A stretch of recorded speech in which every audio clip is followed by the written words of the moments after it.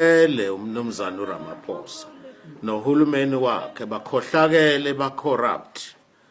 uGeneral Mkhwanazi uselikhiphile iqiniso lokuthi kukhona abantu ababulawayo kwezepolitiki, kukhona abantu abala kwipolitics, politicians njengoSenzo Mchunu ongqongqoshe kwezepolitiki bonke bakhohlakele. Thina ke siwumkhonto wesizwe sithi sinenhlanhla ngoba uGeneral Mkhwanazi uyiphoyisa eliqotho, uyiphoyisa eliqinisile.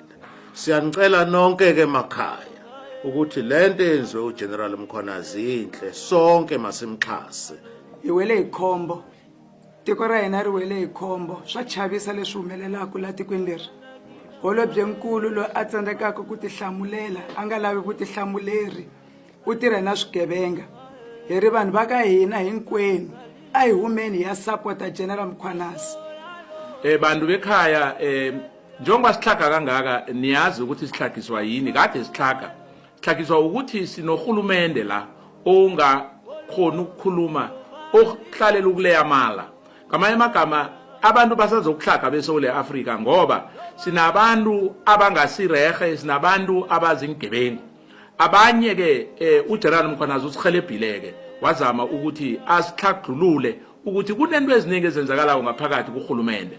Lokho ke okuthikameza ke ukuthi umuntu onzima akhona ukuthuthuka, akhona ukusijamela, sikhona ukuba nenaga ngoba into ewumkhonto wesizwe elwela khulukhulu ukuthi abantu ababe nenaga engeyabo. Ngamanye amagama ababe nendawo iland ibe ngeyabo. Almal die Suid-Afrikaners en ons mense sê dit is 'n dag wat 'n skeidingsdag is vir ons mense.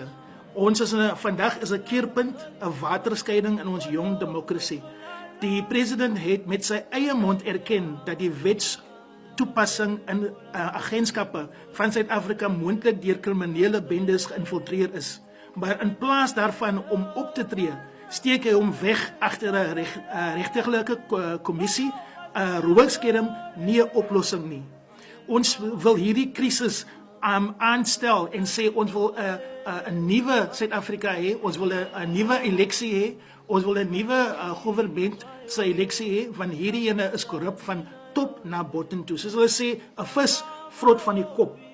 En dit is wat ons nou sien. So as ons 'n nuwe Suid-Afrika wil hê, moet ons van die kop af dinge regmaak.